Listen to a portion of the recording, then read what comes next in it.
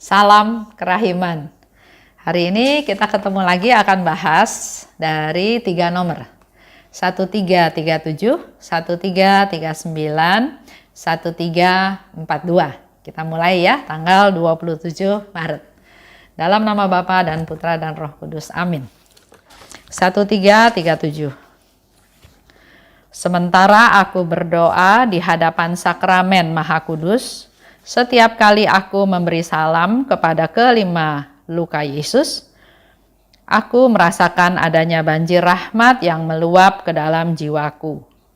Berkat rahmat itu, aku dapat mencicipi surga dan beroleh kepercayaan penuh akan kerahiman Allah.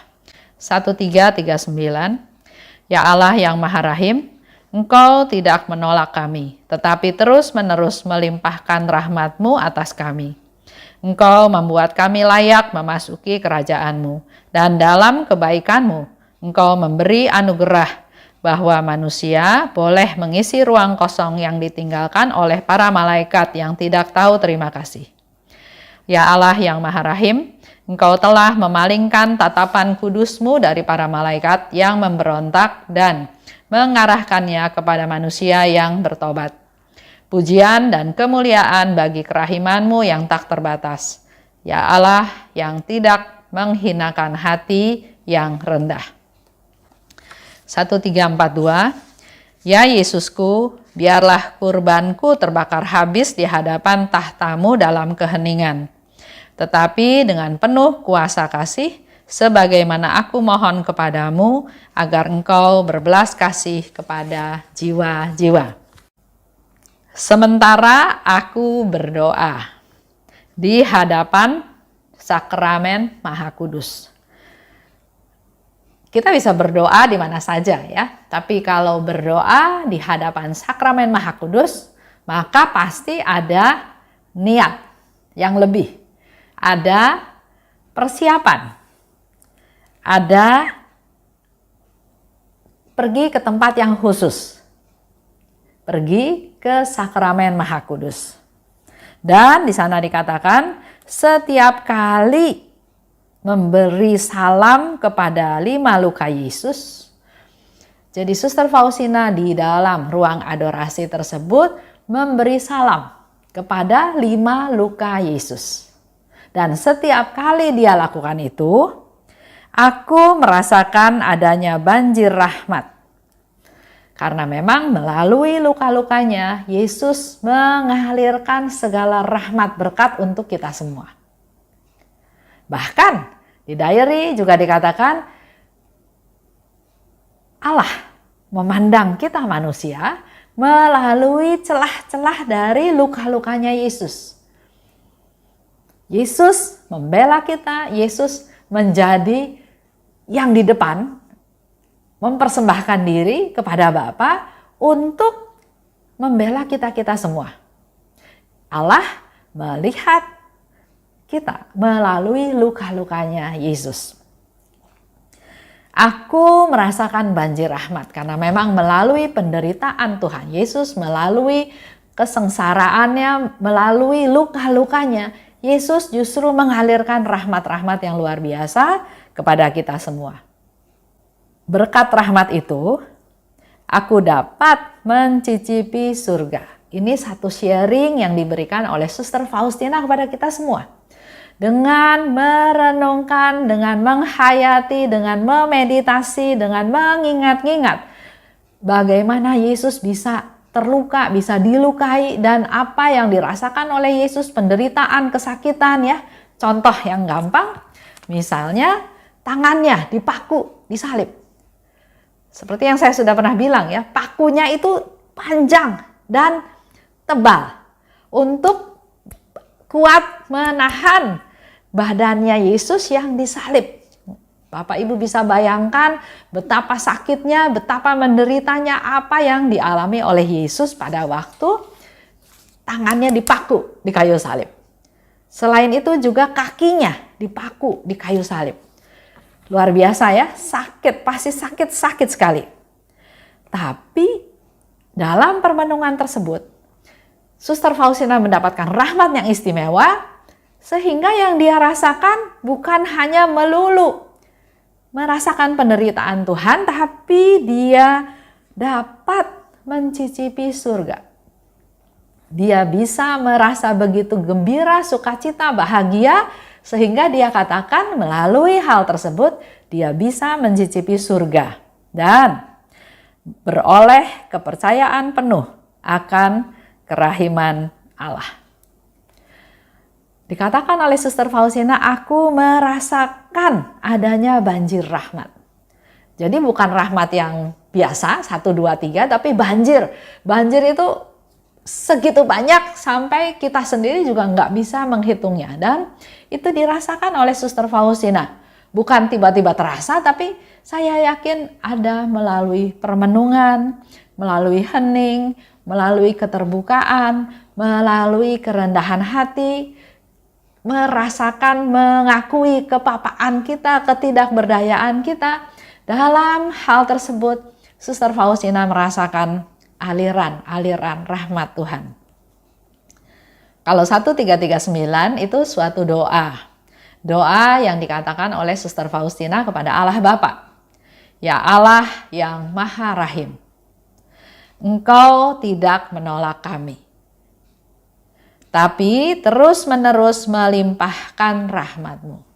Ini menjadi satu bukti memang Allah yang Maha Rahim yang tidak pernah menolak manusia yang datang padanya walaupun kita dalam posisi keadaan berdosa.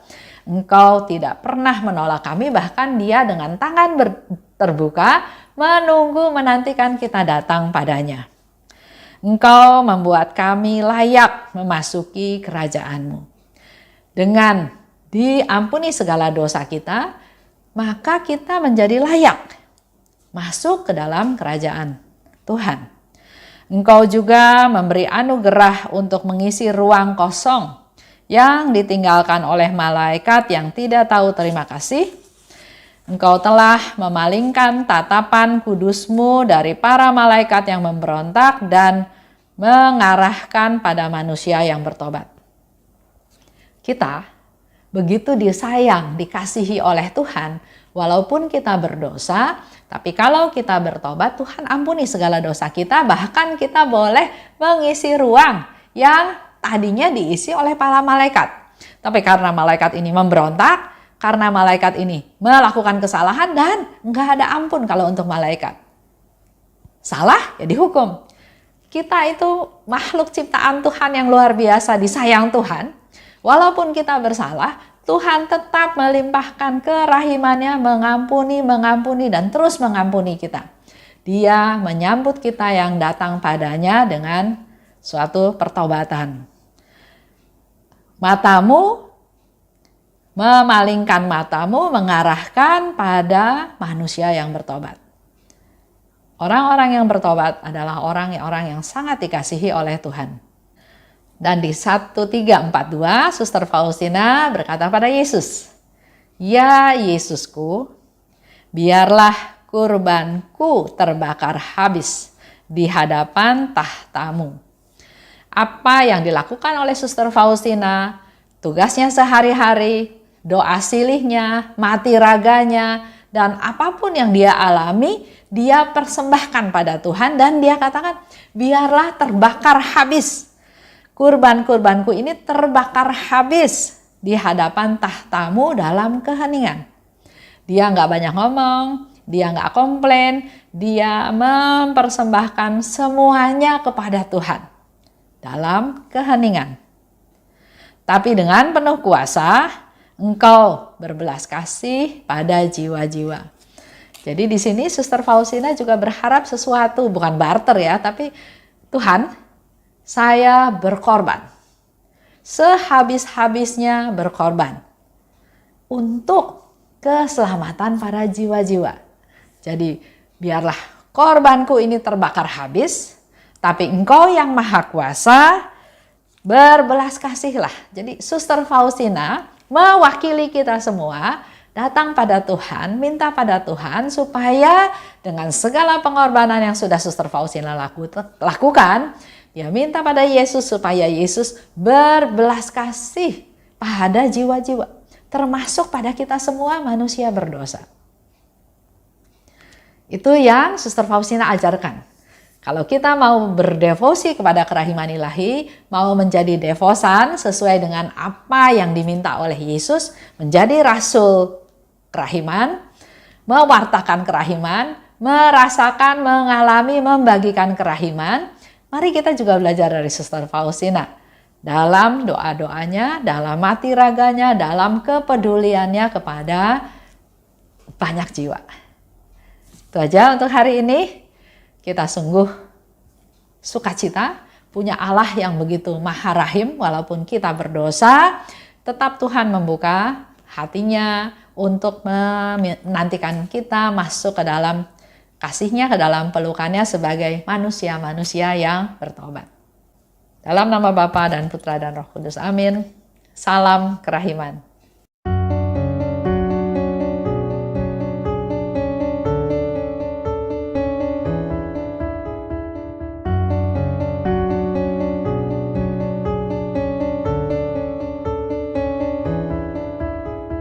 Mengapa engkau membiarkan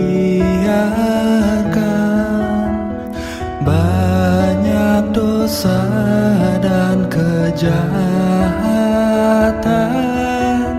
Mengapa engkau tidak menghukumnya? Ternyata engkau masih memberi kesempatan. Dia memperpanjang masa kerahiman. Celakalah mereka yang tak menyadari. Tulis dan wartakan kerahimannya. Mohon rahmat bagi mereka yang berdosa. Ya Yesus, terima kasih atas semua kesempatan yang Engkau beri. Ya Yesus, ampunilah atas semua dosa yang terjadi.